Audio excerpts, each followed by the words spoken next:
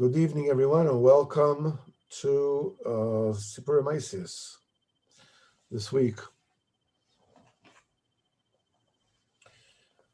If you recall, the story went that the old man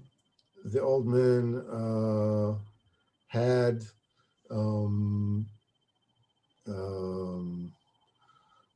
children. He told them, your main task is to water trees. And we said that one of the children was a cripple. And the cripple was very independently minded. And he saved some of the money that he got from his brothers. And he took that and he decided to open a business of its own. And he took a Naaman and a Bala Gala, secretary, or somebody who's faithful, representative, and ambassador, as it were. A Naaman, a faithful one, and a Bala Gala, somebody who will drive the wagon. And we say, according to our parish over here, the Naaman and Bala Gala represent, the Naaman represents a Kadosh Baruch Hu, and the Bala Gala Kaviyachol represents the Tzaddik. And it said that they went on the way, and as they were making their way, they got to an inn, and both the Naaman and Bala Gala told him, you should put a borders to stop. Let's rest here for the night. And the Bala Gala wouldn't do that. And I'm sorry, the cripple would not do this, and he forced them to continue, and they fell victim to robbers. And we went through the whole thing of robbers, the way that robbers represent the Sitra Achra, they represent, the Yetzer Hara, the way the Yetzer Hara attacks you. It says it usually attacks you in the time of hunger, in the time of distress. And in this particular point in the story, they said that when the robbers came and attacked them, the Bala Gala and the Naaman that could ran away. V'hu nishar ala gala, but the cripple stayed on the wagon. This is a very, very important nekuda that opens up a certain point in time. That there are certain times that the nisayon overcomes a person, and a person falls into a very, very big star. And mishamayim, they take away his mental, his intelligence, his expanded consciousness completely. And that chases away, as it were, the Naaman, the Kadosh Baruch Hu, and the Bala Gala, the Tzaddik.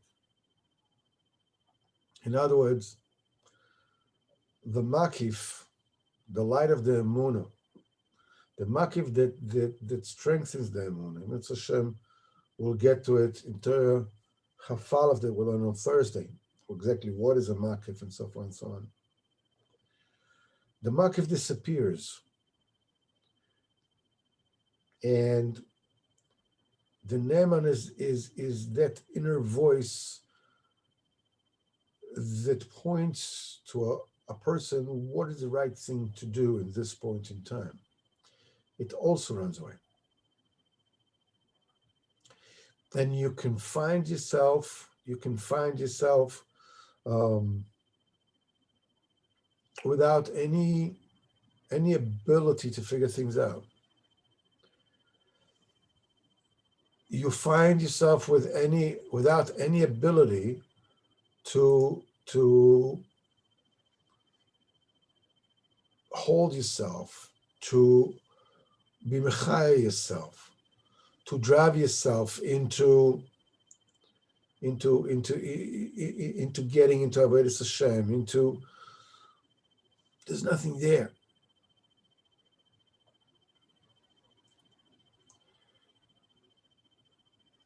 And Rabbeinu says the Naaman left him and the Bala Gala left him. A Gala means a circle. This is a makif. That's that thing that gives the emunah the life force that it has. The important thing here is we said a few times, the makif is that thing which you don't have yet. We spoke about it on just touched it. It's something you don't have yet. And that thing which you don't have yet is the thing that gives what you do have the juice. When you're working, right?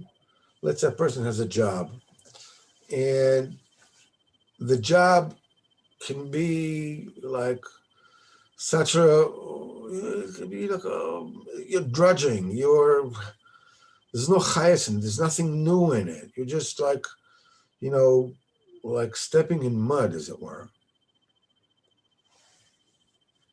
Nevertheless, when you have a hope, maybe I'll make a sale today, or maybe somebody around me be friendly to me, or I'm going to get paid, or something that will happen that injects life into that drudging routine. And similarly, emunah needs to be fed. Emunah needs to be fed with hope. Emunah needs to be fed with glimpses of hasaga which you don't have yet, but there's a glimmer of it already. There's a spark of something which is just beyond what you have. That already fills you with hope. It fills you with excitement. It gives life to the emunah. That's what we call emunascha svivosecha. Rabbeinu many times the Kutan says, emunah is an inyan of makif. Emunah is something that surrounds a person. It surrounds a person both as a protective shield.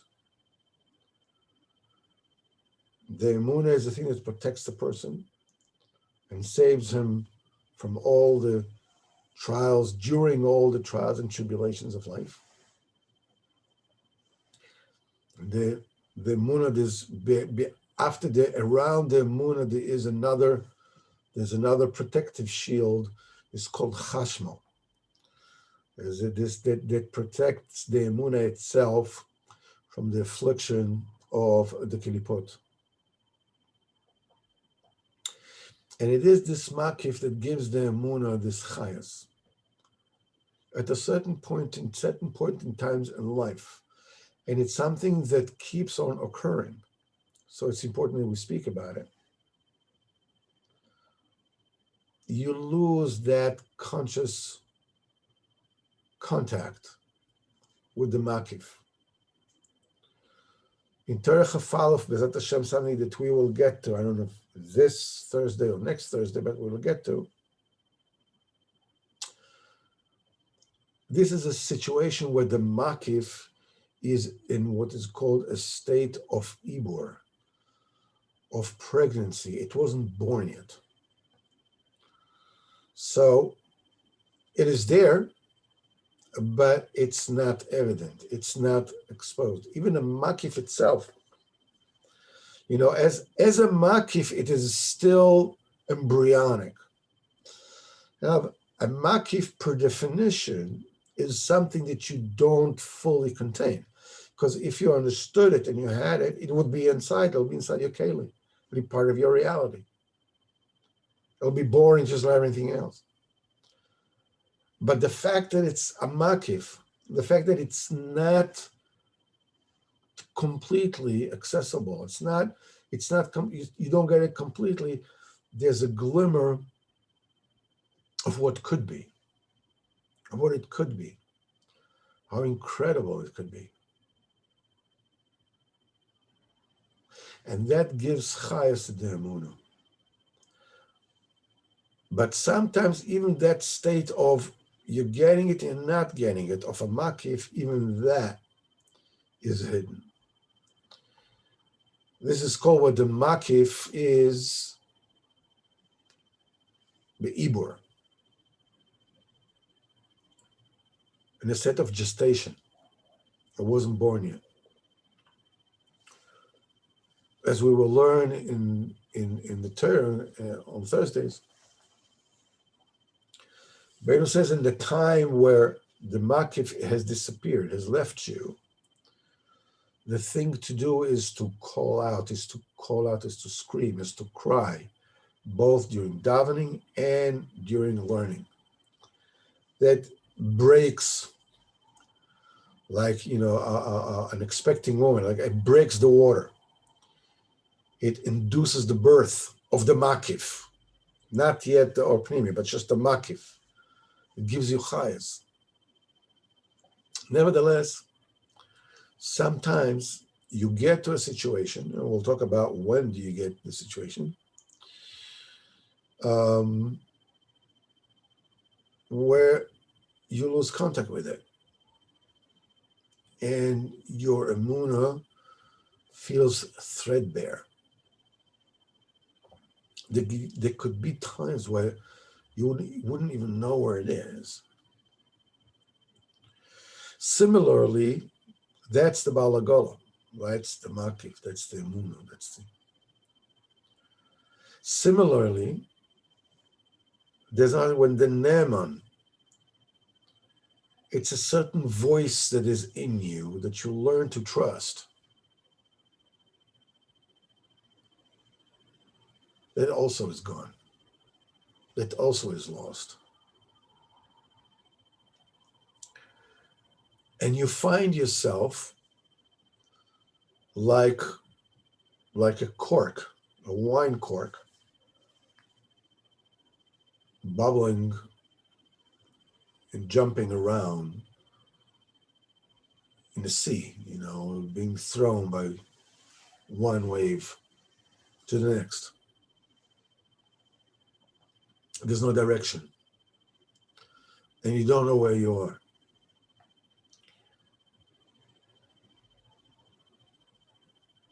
You can't get any answer in this kind of situation because you don't have any moichin. You don't have any mental faculties to be able to accept anything, and you're too agitated, you're lost, you're blind. And you cannot even give yourself an answer. What should I do? I don't know. It's very nogea to this week's parsha. Am Yisrael came out of Mitzrayim. Moshe Rabbeinu first came to Mitzrayim. He said, HaKadosh Baruch Hu sent me. V'yamen ha'amim. Everybody believed, no problem. He came to Paro. Paro said, started, who the heck? I don't know, Hashem. Who is Hashem that I should listen to him? He says, let the people work harder, not working hard enough. They're like, have these fantasies. let's have Hashem, whatever it is, let them work harder. They'll forget this baloney of let's go, serve Hashem, this, that. You're not working hard enough. And some of the people were caught up in that thing, and they asked him what they told Moshe Rabbeinu. So why did you do this? Why did you spoil our relationship with Paro? This week they come out of Mitzrayim, and it says Vay b'shalach Paro sa'am. That's how the parsha starts. Paro is sending the nation, sending the people. Paro didn't send them. HaKadosh Baruch Hu took him out of Mitzrayim. Paro told him, just get the heck out of my sight. All the Egyptians said, just go. Here, take all the gold and just go, leave, go away. He said, we're all going to die. Then a very peculiar thing happens. Because Baruch Hu sends Am Yisrael on a semicircular track. They're getting back closer to the Mitzrayim. That causes a change in the heart of Paro. Because Baruch Hu said, let the people come back towards the Egyptian. Paro will say, whoa, they're confused. His heart will flip. It says, what did they do that they sent Am Yisrael from serving me? What's going on? I don't understand. What? Paro, didn't you see the video clips of what happened with the Makkahs? What did you need any more children killed? What's wrong with you? Don't you remember blood and Sfadeya and Kinim and Arab and the rest of them and Arba and Choshech? You don't remember? What do you mean? What's happening here?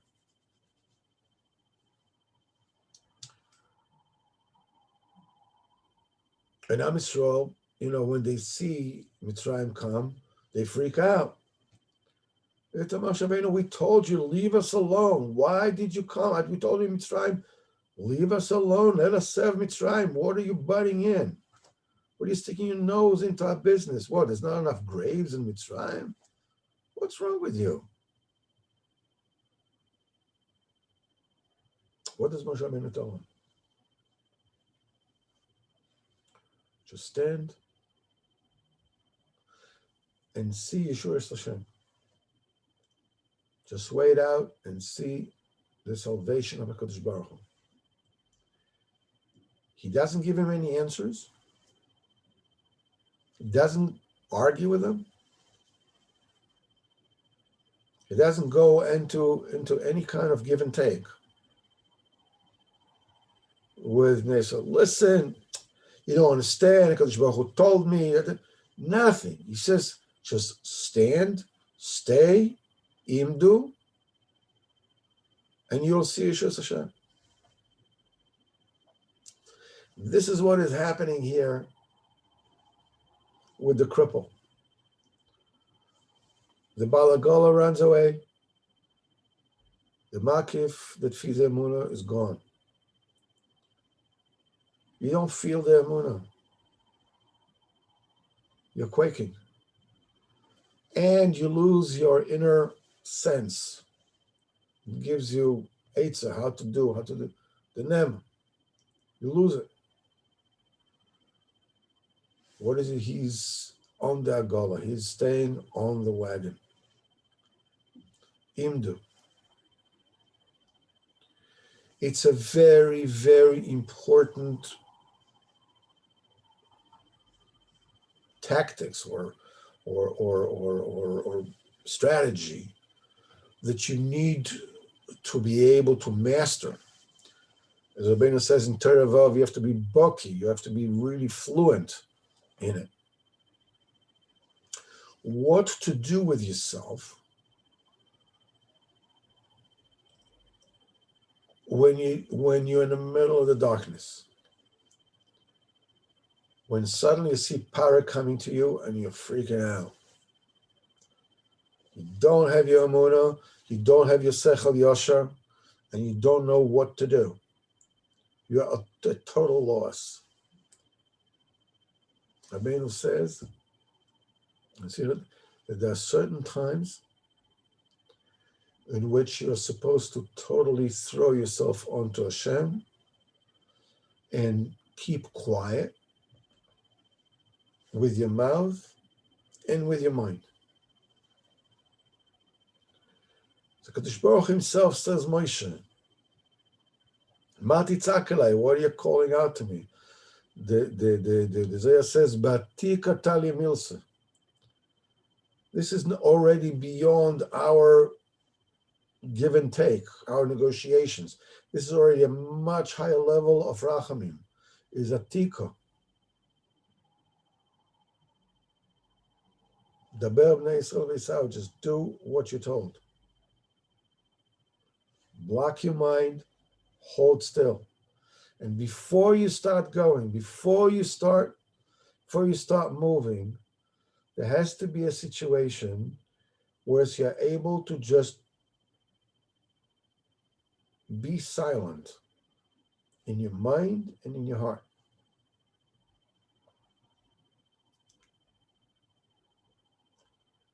Only then, Moshe Rabbeinu screams to Kadosh Baruch Hu, only then Kadosh Baruch Hu, okay, don't scream to me, move.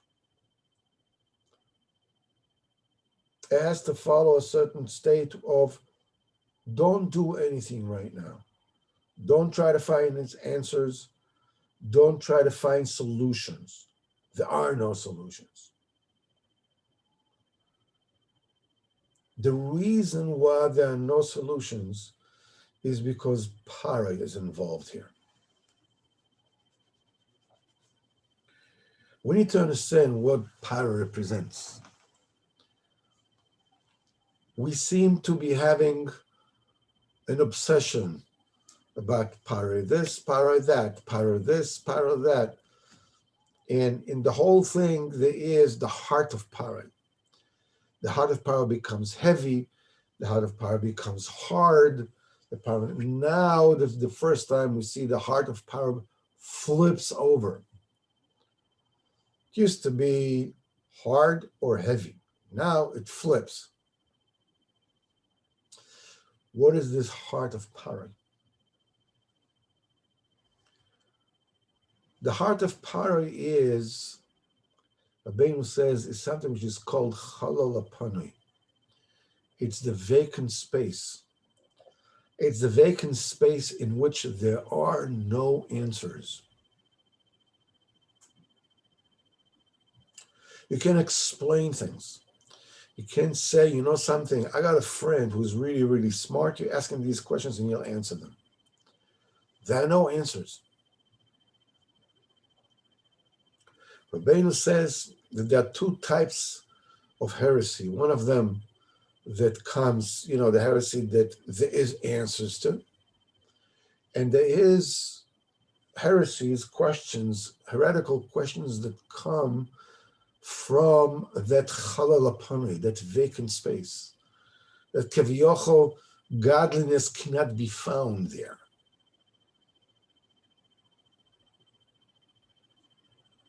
And he says these kind of questions can never be answered because there's not enough time in the world to answer these questions, to give answers to these questions.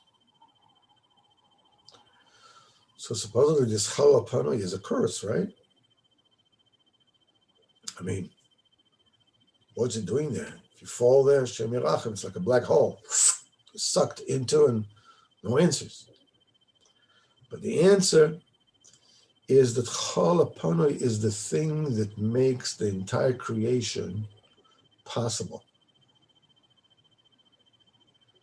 Without the chalal hapanui, the entire creation of HaKadosh Baruch Hu would have been one. There would be no creation. There has to be a buffer zone. as it were, where Kadosh Baruch Hu is totally concealed.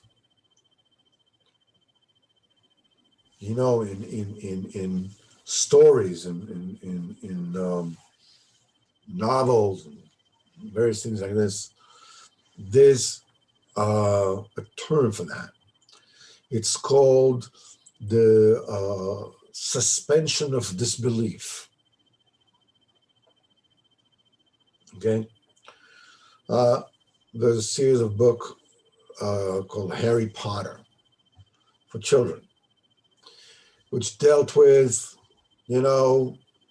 magical school and wizards and witches and this and that, and the good and bad and there, whatever it is, and all kinds of really inventive, inyan and whatever it is. It is in order to enjoy that particular series of books, or, at the time, they used to be popular, these kind of secret agent, Mises, whatever it is. You can only enjoy these things if you're willing to take your disbelief and put it aside. In other words, if you take a Harry Potter book in your hand and you look at it and you say, there is no such thing, you might as well just throw the book away. If you're not willing to suspend your disbelief, you can't experience any show, any book, any novel, anything, because the minute it comes, you say, nah, there's no such thing, no such thing, finished.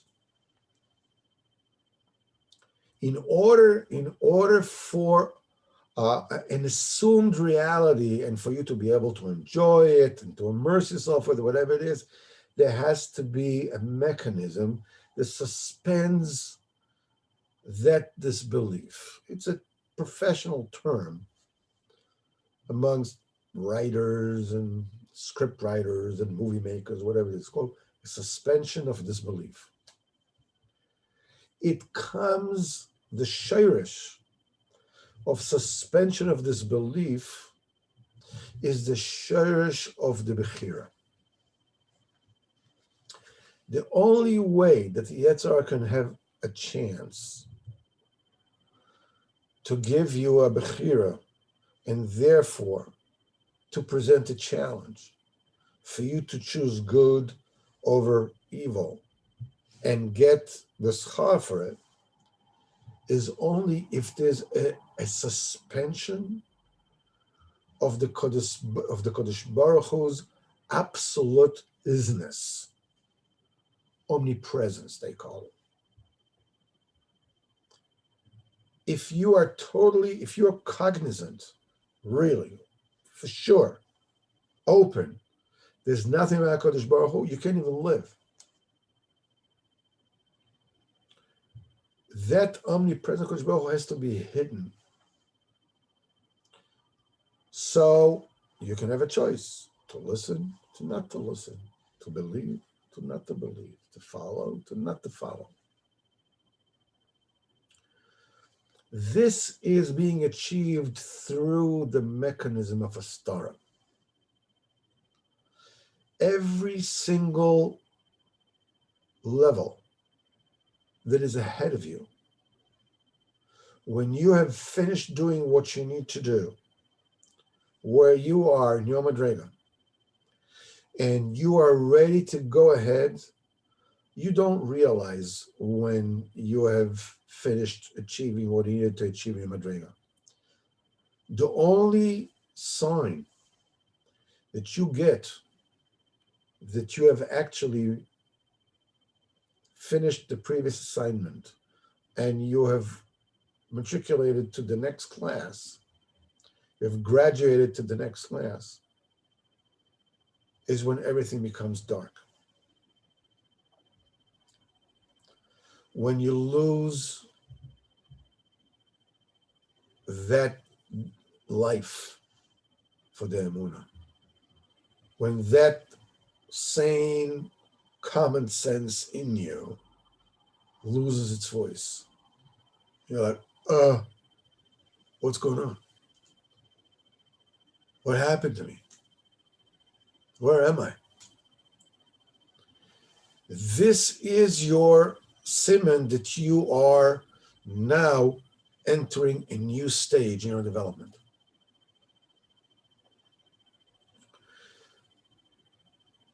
The reason that Paroi,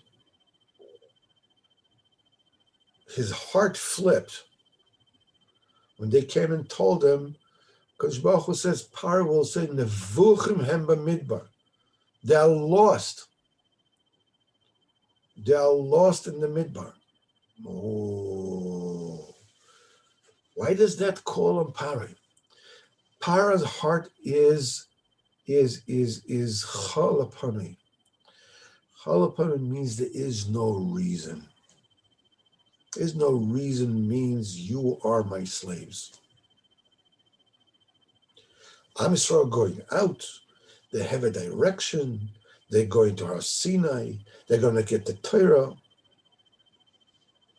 That is out of the realm of Paro. Paro says, just there's a Shem, just go out. The minute he hears that they're turning around, they're lost, means they have no goal. They're just wandering. Nevuchim hem b'midbar. Nevuchim hem sagar el b'midbar. They're all confused. They have no goal. They're just slaves that wanted to run away. Oh, then you're mine. Chalapani right supreme. And the reason why Kadosh Baruch Hu made it so that they will lose their mind, they'll lose their emunah. They ask Moshe Rabbeinu, what the heck did they get out of Mitzrayim for? Is in order to extricate Paroi from Am Yisrael once and for all. Every single time that you go and you feel that you lost your emunah, you feel that you lost your common sense, the thing that you need to do is imdu ru'u v'yishus Hashem. Just hold on. Behind it, there's a secret. Right now, when you're holding on, just hold on. HaKadosh Baruch Hu is going to extricate certain directionlessness from your life. You're going to gain a new insight into what it is that you should be doing in life. You're going to get new clarity, what HaKadosh Baruch Hu wants from you. But in order to get there, you have to go through this darkness. As we said a few times before, there are 3 klipos tmeos. There are 3 bad, totally bad, evil husks of the realm of defilement.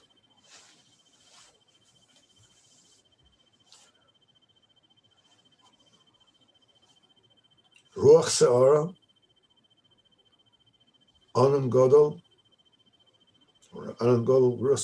and Esh Mistakachas, self-taking flame, self-consuming flame. Mit Lekachat, it's being taken, this flame itself is being taken. Self-taking flame. When you are about, and we'll see Mr. Shem in Torah Chafei, when you are about to continue, to develop, to reach new frontiers, as it were, to get to new madrega in your spiritual development, the first thing that happens, the Yetzirah is not going to hold on to your coat and cheer you on. Just get it straight right away. The first thing is going to storm you up. Arguments from people, you're getting angry with people. you're getting all, I don't know if you ever noticed it, but whenever, very, very frequently, when you bump your car or whatever it is, it's something that usually comes after you being really, really upset. So ruach sa'ara that comes into, and suddenly you do something that you hit something, you hit yourself, or whatever it is. It usually is preceded with a certain advance warning of roges, of chaos, of anger, of of resistance. That's the first tactics that the Yetzer Hara has from keeping you from getting into the Kedusha. The second one is Onon Gadol. The second one is a great cloud. That great cloud is that darkness, that loss of spark that will give chayas to your emunah. I know where it is. And you lose even that inner common sense within you. They will tell you, okay, this time you should do this, you should do that. You don't know what to do. You're totally lost.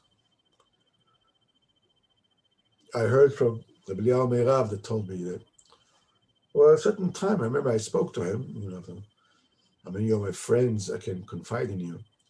I told him, this says, I feel, we're sitting in shul, and I said, I feel like, like I lost my emunah. Like I don't know where it is. I feel like I'm totally, I don't know, in the desert, just like nothing to look forward to. I'm just like nothing to hang my head on. Like I'm lost. So he said, that's the Nisayon of Yaakov Avinu. The Zohar says, the Chumash says, V'yivater Yaakov levadoi. Yaakov has been left alone. It says, even HaKadosh Baruch Hu left him. That means the sense of HaKadosh Baruch Hu left him. What happens? The minister of Esav came to grapple with him, came to fight him. In that state of utter darkness, the emunah does not shine. The inner voice of common reason is lost. You have no idea what to do.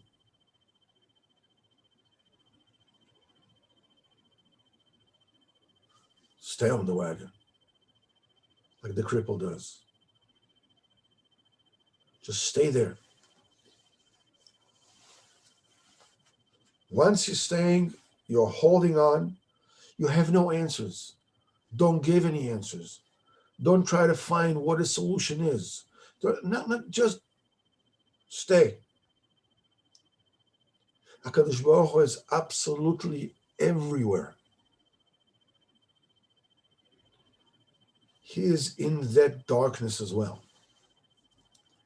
So Rabbeinu says it's a big secret in this Chol HaPanei, because you have to say two contradictory things about him.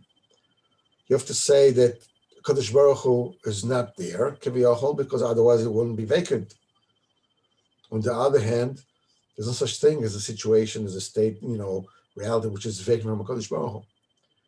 So it's the thing is, you don't talk about Chol HaPanei because you cannot make any sense of it. Because the minute you do, it's like you're lost. Only the tzaddik HaGadol B'Ma'alo, he can go into there and retrieve souls that were lost. This wilderness. They like astronauts that they were cut off from the space capsule and just lost in outer space in Chol HaPanei. I just wanted to mention something. It's very important. I have, if you remember, when we spoke in Sichas Aran, Rabbeinu mentions the Inyan of the Kadosh Baruch Hu does not do the same thing twice. They don't repeat himself. Even the same nefesh and same neshama, same ruach do not come together. And I gave you a whole schmooze about how, the nefesh and the ruach and the neshama and so forth and so on. The description, I since have had the opportunity of learning up a little bit about this. The description, the expression that I gave you was highly inaccurate in its details.